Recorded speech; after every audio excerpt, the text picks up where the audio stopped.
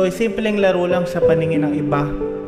Ngunit sa akin ito ang larong nagbibigay ng saya. Sa larong ito, marami akong taong nakilala, nakasama, bumuo ng mga masasayang alaala. Sa larong ito hindi maiiwasan ang pisikalan dahil sa pustang nakataya. May nananalo, may natatalo, may mga diskusyonan na nauuwi sa tabla. May malas man o swerte, hindi na yon mahalaga. Dahil ang bawat laro ay may aral na dala-dala. Habang ang panahon ay tumatakbo, may mga bagay na unti-unti nang nagbabago. Ang dating nakasanayan ay unti-unti nang naglalaho.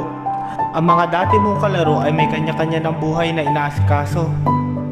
Dahil darating tayo sa punto ng buhay na kailangan na nating magsakripisyo. Ang bilis ng panahon, no?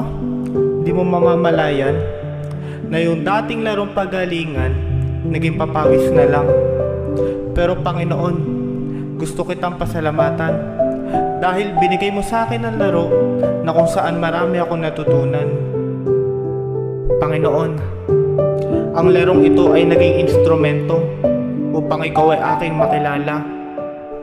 Sa larong ito ko din naranasan na meron sa akin magtiwala.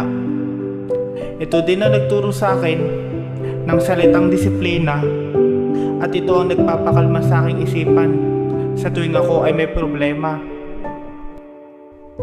Kahit gustuin natin, di na natin may babalik ang panahon na tayo ay masaya naglalaro mula umaga hanggang hapon.